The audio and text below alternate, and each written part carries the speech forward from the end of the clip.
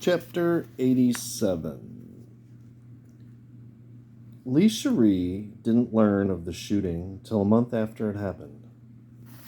Then it was Queen Tilly who informed her. At Julietta's request, Max's homeland paid him a substantial sum so that he might retire in dignity, independent of the American government. Max immediately divided the funds, giving half to Tilly and taking his half to Reno, where he intended to gamble until his valve blew out. He checked into a modest hotel and went every morning to the casinos, committing suicide by wheel of fortune. He telephoned Tilly twice a week, ever assuring her that he was winning money and enjoying good health. "I'll feel better away from the blackberries," he said. The Queen suspected that he was fibbing to ease her worries, so she arranged to stop off in Reno on her way to the Mideast for Lee Cherie's wedding. To her surprise, she found her husband the toast of the town. He was the season's big winner, and everybody from the casino managers to star entertainers to taxi drivers always greeted King Max. He demanded little, but tipped large. He made donations to local charities. He bought drinks for doormen, sent the kind of flowers to coffee shop waitresses that other big winners sent to showgirls. And for his heart, it was chugging along, although the doctors warned that it could derail at any moment. "I only pray that it goes at the roulette table," said Max, dropping a third lump of sugar like a depth charge into his tea. "I'll place every last cent on red 13 and win or lose expire like a monarch." It was while Tilly was sitting in the hotel lobby waiting for Max to come down for breakfast. He'd gamble till 3 a.m. That she'd noticed the article. She'd picked up a copy of an underground newspaper, the Philadelphia Drummer, that a couple of bearded young men with backpacks had forgotten on a lobby sofa. Tilly intended to spread the paper on the floor of her room so that her chihuahua might do his little business thereupon and not soil the rug. As she was folding the Drummer into her handbag, her eyes came to rest on the article concerning an incident in Algiers. According to an exclusive report, Algiers guard had machine-gunned an American citizen, Bernard Mickey Rengel, 36, who, as the Woodpecker, had led a notorious gang of bomb-throwing war resistors during the late 60s and early 70s. Algeria was covering up the incident, the article said, but it went on to say it was common knowledge in the Casbah that Rangel, arrested earlier on a passport violation, had been killed while trying to escape. "Uh-oh, spaghetti-o," uttered Queen Tilly. The yelps of her doggie as it slid off her lap made short work of her next remark. Chapter 88. "You know, Tilly, I can't help but feel a little sad about Rangel." The king poured maple syrup on his waffle. The syrup puddled the depressions in the waffle, the way the desire puddles the folds in the brain. "I detest what he stood for. But I have to admire the fact that he stood for something, that he was prepared to carve the roast instead of waiting for some superior to toss him a bone. He was better company than those serious-minded environmentalists that Lee Cherie was always dragging home, except that he wanted to plant blackberries on the rooftops of Seattle. My God, barbaric." Max's heart valve did an imitation of a robot having a bowel movement. It says in this article, Pass the Butter, that Rangel was suspected of helping hijack an airliner to Cuba back in 1971. Yet he was not a Marxist. He did it out of general contempt for government. What makes an intelligent, courageous man disrespect the law to such an extent? In games of chance, one plays by the rules. Rules give poker its shape, its substance, its tension, its life.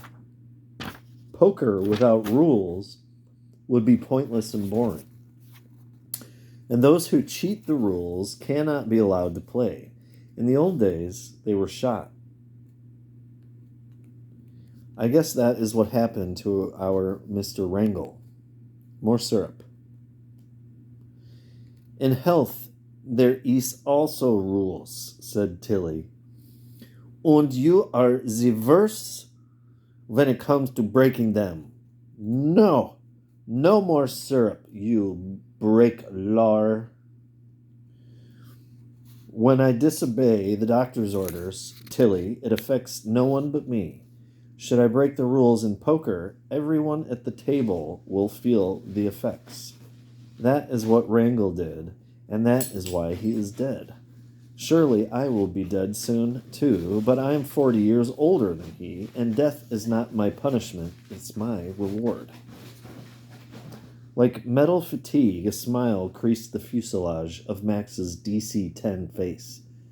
Well, should I run into him in the next world, we shall have an amusing chat. He was, all this is not the point, said Tilly, wiping syrup off 3 of her 4 chins. The point is that he is killed, and I spoke with Lee Cherie on their phone 2 nights ago, and she don't know nothing of this. Should I tell her or not? Of course you should tell her. She has a right to know. There's no reason to conceal his demise. She's not in love with him any longer. A pause ensued, during which Max pondered his statement.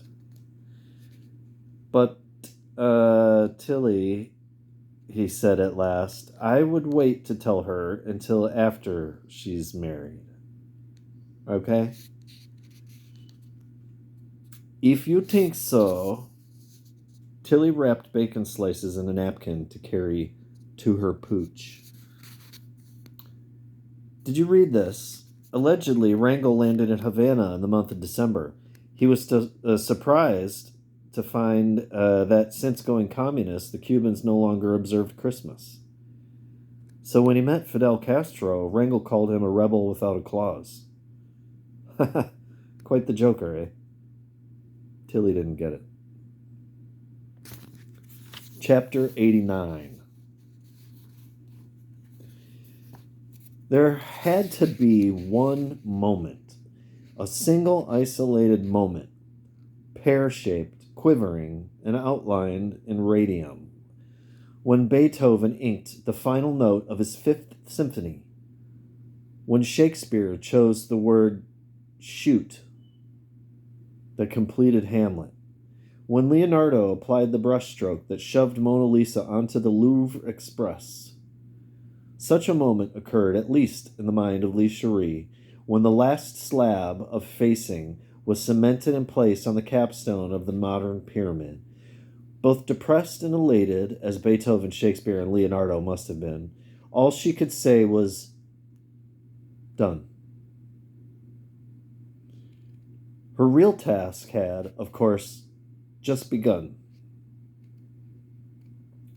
According to Manly P. Hall, all the wisdom possessed by the ancients seems to have been epitomized in the structure of the Great Pyramid, and he who solves its riddle must necessarily be as wise as he who contrived it. End quote. Lee Cherie wasn't exactly trying to solve the riddle of the Great Pyramid, but she did aspire to understand the peculiar properties of pyramids in general and their application to the improvement of the human race. And she was aware that both she and her team of scientists would require capabilities beyond the ordinary. She was also aware of her lack of expertise, of the terrible ignorance she brought to this enterprise. In secret, she was counting on the Redbeards, that they would somehow intervene. At any rate, it was done, and it was gorgeous, impressive, awesome, hers. Well, almost hers. Abin had promised to give it to her as a wedding present, with the stipulation that she lease, free of charge, its outer chambers to his government. So it was, in 2 days, to be her very own toy, the largest, heaviest, most expensive, most perfect toy on Earth. And yet, try as she might, She couldn't think of it as exclusively hers. As much as it was the mighty egg of her dreaming, she couldn't feel close to it. The dean of inanimate objects at Outlaw College would attribute the pyramid's detachment as compared to the camel pack's intimacy to relative scale. Objects smaller than the human body, says the dean, possess the quality of privateness. Objects larger than the human body possess the quality of publicness. The larger the object, the less private and the more public its mode. We might question the dean, provided we could get his nose out of a tequila bottle or his girlfriend's panties, about the moon. The moon is a hell of a lot bigger than the biggest pyramid and can be seen by far more people at any one time. The moon is about as public a thing can be, yet the moon seldom fails to invoke a sense of intimacy. We might logically assume that since two of the moon's primary characteristics, light and gravitational pull, directly, personally affect us, that is the source of its intimate nature. Unfortunately, logic doesn't cut the mustard at Outlaw C. The dean would snort, puff his cheap cigar, and contend that the moon is as inanimate as it is public because of its markings. As with many ornaments of tiny size, its sense of intimacy is exploited through the surface detail. Surface incident sets up internal relationships, and internal relationships break down the external gestalt, the publicness. The Fizzle Pyramid, as it was to be forever known, its off-white facing intact was blank. Its profound appeal was in its constant, known physicality, for it lacked any equivalent of those enigmatic, sensuous spots that draw the moon toward intimacy. Sure, Dean, now, why don't you go shoot a game of snooker or something? Don't call us, we'll call you. The Remington SL3 is running on empty. And what with thousands of people, invited dignitaries, media representatives, and curious public pouring in for the pyramid unveiling and the grandest wedding of the decade, we have more than we can handle right now. Lee Cherie has left the pyramid site and is being driven by limousine to her flat, where she will await the two people among the wedding guests who she is excited to see, Queen Tilly and Queen Julietta. Chapter 90. Miraculously, the pyramid had been erected in slightly less than 2 years. Hell, it took that long for Union labor to put a fresh coat of paint on the Golden Gate Bridge. It seemed to take that long for Lee Cherie's limo to get back to her flat. The usual swarms of bazaar hawkers, camel drivers, snake charmers, monkey pipers, boy and girl prostitutes,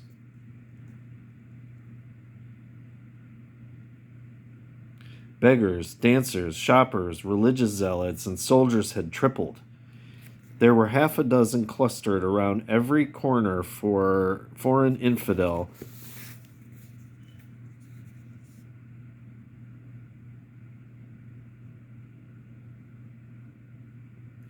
There were a half dozen clustered around every foreign infidel, and there were more foreign infidels than the city had seen since the Crusades. Aben Fizzle had promised them foreign infidels, and there they were. Cameras, spare change, and everything. The streets were festive, and traffic moved like flies through a sieve. It was Sunday, and for once, the day wasn't bleached out. Not entirely bleached, that is. The busiest, loudest Sunday will always seem subdued next to the quietest Saturday. You go to paint the town red on Sunday, you better be prepared for pink. No matter, it was Sunday, and things were fairly hopping. The big day was Tuesday. In the garden of the Fizzle Palace, Lee Cherie and Aben would marry at dawn. The ceremony would be private and small. There would follow an equally small and private reception in the innermost chamber of the pyramid. Concealed from the condemning eyes of the teetotaling Moslems, the newly married couple could wet their newly married whistles. At 9, champagne toasts dutifully drunk, the wedding party would emerge to preside over the official dedication of the pyramid. There would follow a day-long reception outside the main entrance, in attendance at which would be enough sheiks, sultans, shahs, emirs, wazirs, wazoos, and exalted omnipotent potentates to bring every Shriners' Convention ever held to its knees. Plenty of European posh would also be on hand, making non-alcoholic merry until dusk, at which time Ehaj Fizzle's own Boeing 747 would transport the bride and groom to Paris for a honeymoon. That was Tuesday. Monday, Lee Cherie could spend with Tilly and Julietta, provided she got back to her flat. Chapter 91. Tilly was so naive, she still thought Jiminy Cricket sang songs by rubbing his hind legs together. She believed that cocaine was some kind of a head cold remedy, although it seemed a trifle odd that it came packaged in a plastic frog. Besides, neither Julietta nor Lee Cherie seemed so ill they should have to treat their noses every half an hour all day. "Why don't I just make you a pot of chamomile tea?" asked Tilly. Her daughter and her former servant looked at each other and giggled. Cocaine, cocaine, the magical fruit. The more you have, the more you toot. The more you toot, the better you feel, so sniff some whiff instead of a meal. They harmonized. Only Lee Cherie's part was in English. That's how Monday went. The three women remained in the flat all day, interrupted once by the dressmakers who came for a final fitting of Lee Cherie's gown. The older women wept to see her in wedding costume, but Julietta was quickly beaming again. Her plastic frog was filled to the gills with the purest snow to sift out of the Bolivian jungle in many a winter, and she and the princess were having themselves a party. In her fashion, Queen Tilly was enjoying herself too. She splurged on a jeweled collar for her chihuahua to wear to the ceremony, and she slipped it over the little mutt's neck several times during the day. "The emeralds, they go so nice mit his eyes, don't you think?"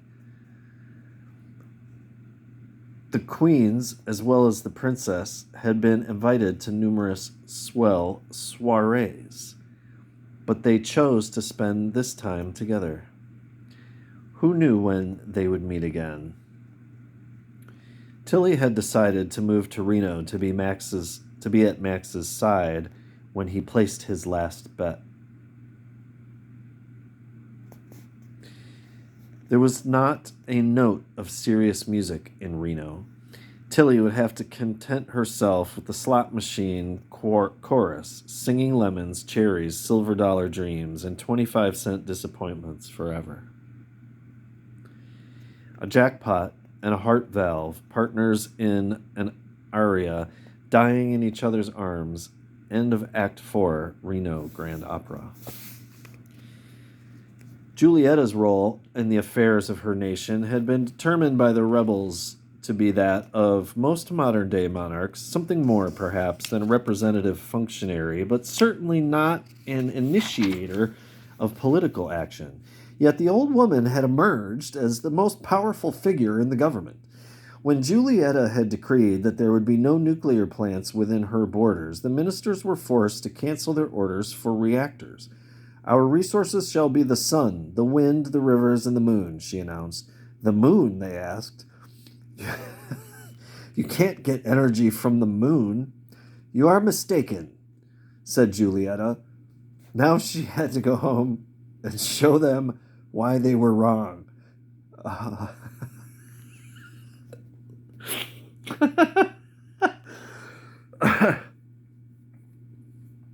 Already, thanks to her lunar awareness program, based in part on Lee Cherie's attic experience, all the women in the country were menstruating simultaneously.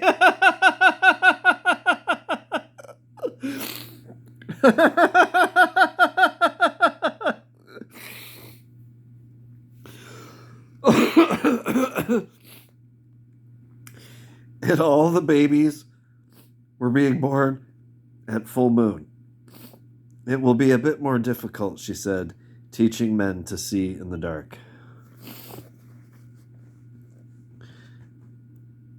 As for Lee Cherie, she had to take care of some business involving a pyramid, and the bridegroom who paid for it. So the three women spent this last day together. They were warm and close. Occasionally, Tilly would forget and order Julietta to perform some menial task, whereupon Lee Cherie'd remind her mom just who was the reigning monarch among them, and they'd have a good laugh. Laughter came easily. Julietta and Lee Cherie were as buzzed as the door button at a discount whorehouse, and Tilly was happy that the princess was marrying a man who could afford a $300 million wedding present, although his father's habit of munching sheep's eyes off the tip of a scimitar aroused misgivings in her concerning genealogy. After an early dinner, they reluctantly broke up the party. The wedding was at dawn, and Dawn had a nasty habit of showing up before breakfast. Lee Cherie walked Tilly and Julietta downstairs to the limo that would drive them to their hotel. Before she maneuvered her bulk into the car, Tilly passed Lee Cherie an envelope. Supposedly it contained a personal message from King Max, explaining why he hadn't come to the wedding and expressing his love for his daughter. Alas, Tilly produced the wrong red heart, missive. Christmas tree red heart. By mistake, she gave Lee Cherie an envelope containing printed accounts of the woodpecker's death. Other newspapers had picked up and amplified the original story from the drummer. Back upstairs, the princess turned the letter opener over and over in her fingers. The letter opener was made of ivory. Its handle had been carved to resemble an animal. Exactly what kind of animal, Lee Cherie couldn't say. It wasn't a frog. It wasn't a chipmunk running at the center of the earth. Perhaps it was some kind of Arabic animal. Lee Cherie put the opener to its intended purpose. Snicker, snee, pushing a tiny curl of paper in front of it. The letter opener made its ragged incision. Lee Cherie reached in and pulled out the newsprint tumor.